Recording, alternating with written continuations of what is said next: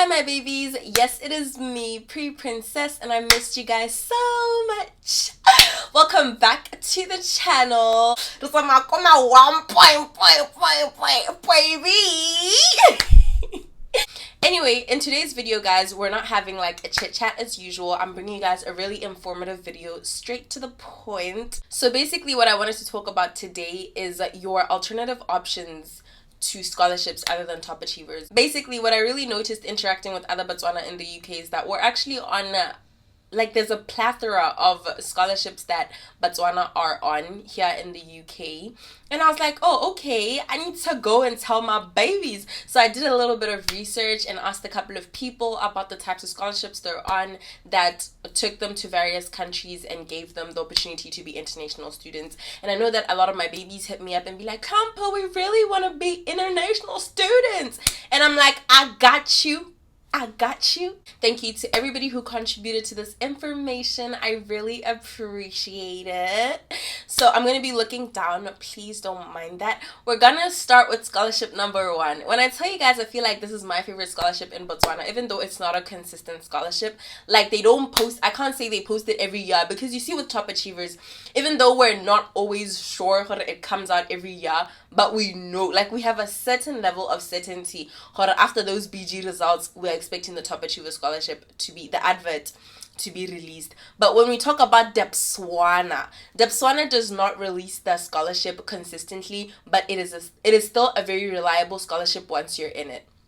So the Debswana kids, I call them Debbie babies. Oh, I think one really huge misconception I had about Debbie babies is that but more scholarship inside Debswana are ke bana ba mine, as in that parents work in the mine and stuff like that, and not everybody is like, you know, not everybody has the opportunity to get into it. And I was so wrong. Like somebody once said that when I was still young, and it was such a misconception. I think the scholarship is open to such a plethora of people. Like mongwe le mongwe ko Botswana can apply for the scholarship if they meet the requirements, apparently.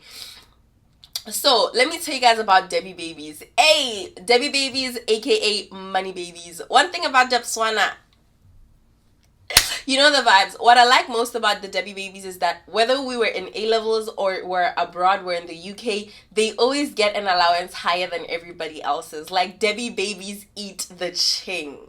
But that is just one of the pros. Basically, the scholarship is often posted on social media or Muji newspapering. So Daily News, Meri, just always check out for it. And then they'll write their requirements. And one main standard requirement that I got from everybody is how you're required to have like A's or A stars in your sciences and in your English and mathematics. So that's like a standard. And then the thing that I feel like is a disadvantage is that they take like a teaspoon of people. They don't take like, you know, they take like, yeah. And also it's such a demand type of thing. Like Debswana looks within itself, or maybe in 5 years we're going to be needing these engineers, like chemical engineers or geologists or something. Then they're going to put out those posts like, okay guys, you can apply for scholarships to like for a degree in this particular course. So one thing about Debswana is that it really does limit your course. Like you can't just come in and want to do fish management or whatever. Anyway, furthermore on the Debbie babies, hey guys, if I was an engineering student, if I wasn't in the medical field, I would have definitely gone for a Debbie scholarship, but I don't think they released it for my year. Like the COVID years didn't really get the Debbie scholarship, but as an engineering student, I think it's also very spectacular how you get into this course guaranteed a job. Oh my god. One thing that a lot of university students are consistently stressed about is, oh my god, who's going to be my employer? After this, then what? But as a Debbie baby, like, and that is such a wowza. I really do hope that over time, since we're all healing from COVID, they start releasing them some more. I want to see more of my babies in the Debbie scholarship because it's a stunning one. Just keep checking the newspapers, keep checking the Facebook posts about this. I don't know when Next Debswana is gonna release, but if it does, Linna, on my social media I'm gonna be sharing, because like The other one, which I did not know much about, which is quite interesting, is the Russian scholarship, which on its own as well, you can tell that it's very limiting as to what country you can go to. With Debbie Babies, I did not specify which countries because Bonele Bonaba Limited, they just don't go wherever they want. Like Debswana does like limit which countries they can go to and which universities they can go to. So particularly it's mostly like the UK and Australia and a very very few going to Canada. So it's a few number of selected candidates and then also a few number of countries. So in that respect it can be a disadvantage. But overall, like I said, it's a stunning scholarship. With Russia, it's just like Russia. So you're going to Russia. It's a collaboration between Russia and Botswana. But what I love is that it's a scholarship under DTEF, so you do have a certain level of insurance for it's a safe scholarship and wa go tlhokomelwa and stuff. I do have like a link to the information about it and I'll link it down on the description box. And if you need any more information about it, you can hit me up on my Instagram and I will answer your questions about what I am not sure about regarding the Russian requirements is that it seems like they tend to fluctuate because apparently you'd need 48 points to get into the scholarship, but I do know certain people who got into this particular scholarship without 48 points. So I guess, yeah, Rihanna, yeah. But what I like about it is that you are guaranteed accommodation. UK kids under top achievers, no reach for real. Like you made your own accommodation settlements and stuff like that with no guarantee. I don't think this is for everybody, but this is for me specifically, having lived in London. And some people had like, some people had like a tumultuous journey trying to find accommodation because these people will strip you dry of your money. But with the Russian scholarship, it's like you're guaranteed accommodation, which is probably student accommodation, and it's nice. So I like that. I love that particularly, but I do think it is a disadvantage to the extent the country is not an English speaking country, which means that it is a prerequisite for you to learn a particular language such as Russian so that you are taught in it. So that can be like a downside to it. It is exciting to learn a new language, of course, like who doesn't like expanding themselves as an individual, as an academic as well. But hella, when it comes to educational purposes, learning a certain course in Russian, the language, I think can seem to be quite, yeah. It seems like they have quite a set of like health requirements. UK, the only health test that I remember doing, which was so expensive unnecessarily, it's like I know I don't have TB, like, but I'm still gonna do this test at TV and pay like thousands of pullers for it. Super crazy. With Russia, it seems like there's a certain that like you have to do blood tests on this and that, and there's like quite a lot, which is different to like Mahatama. It's literally like almost 3 p.m. and I feel like the sun is about to set, so I'm gonna like rush up on this video and hopefully make a part 2 for other scholarships such as like the Cuban scholarship. And I have a friend who goes to Turkey, but she's self-sponsored. Let's talk about Top Achievers. People were asking me as to whether I got into Top Achievers after Marapula or after Form 5, and I will say it once more, I got into Top Achievers after Form 5 and I went to Marapula already on the Top Achiever scholarship. So there is that pathway, which is the most popular one. Some kids were talking about the Form 3 pathway, in which you get a merit in Form 3 and then go to Marapula.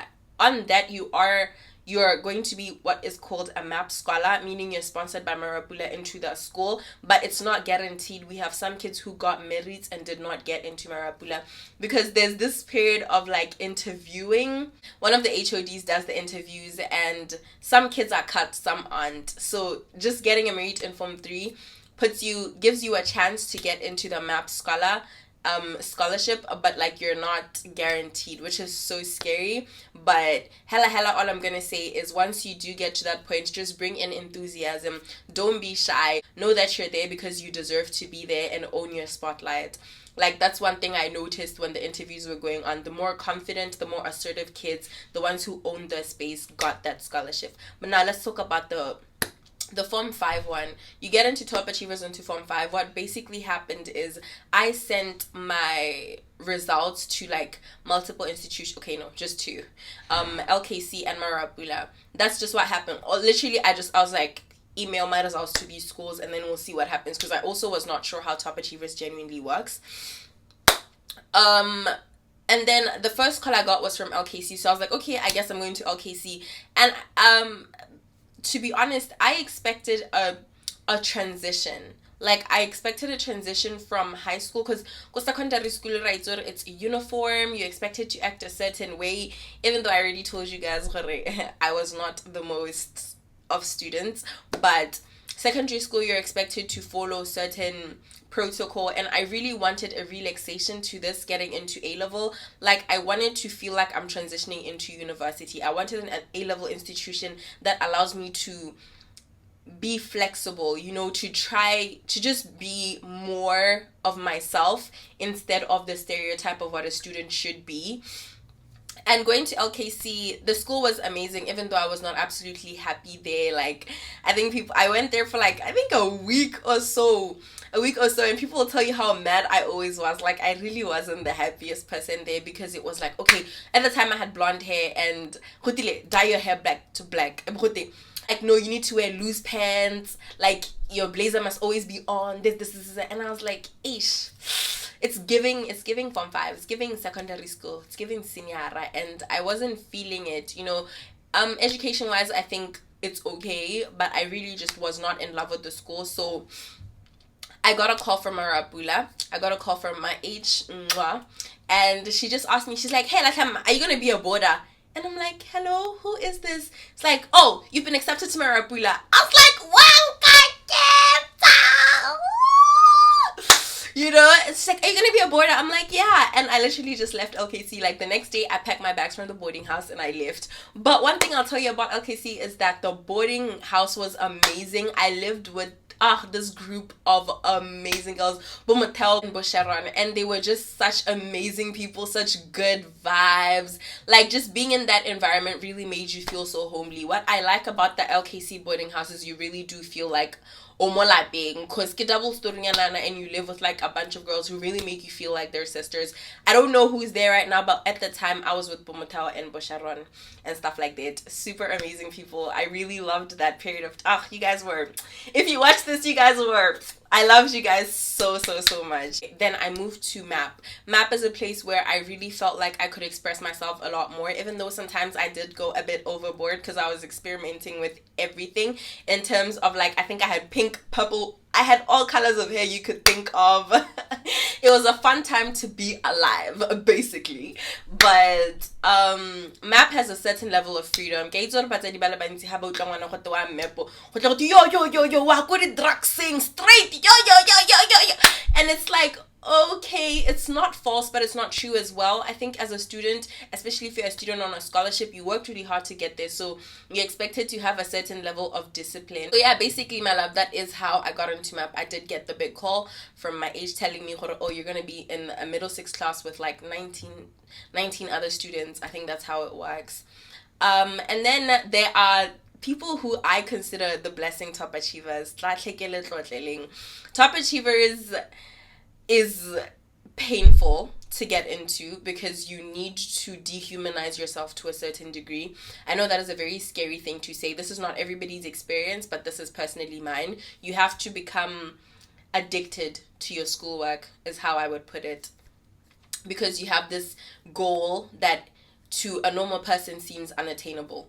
So basically, the blessing top achievers are the kids who got top achievers at A-level. I feel like some kids were like, okay, I'll give my child 1 more year to do AS and get top achievers there, because you're required to get 3 A's. 3 A's. A-level is more skill than intelligence, let me tell you that. Like, you need to be skilled at consistency and dedication. But that is a whole other video, right? So some kids got into AS, but I 150,000 per year. Ya boarding house, ya Marabula. If you know, you know. Or my 79,000 at LKC to do that first year of A levels and get your 3 A's there. which I'm not saying is easy. Genuinely, it's not. But in my experience, as somebody who also got a full set of A's at AS, I found it simpler to get those A's than the 6 A stars from 5. That was my experience. So if you do have parents who can be like, 150 tao kasi is not too, it's okay. Like if you do have parents who can bless you, that's like the blessing Tapachiva, who can bless you with an extra year of A level, yeah, AS, and then you fight really hard to get those 3 A's, please. Or a small 150 tao. That's the school fees. I know because I was a boarder. I don't know the other school fees. And anyway, guys, I know this might be a pretty short video because university is chokehold on your girl. But thank you guys for watching today's video, and a big thank you for the 1.5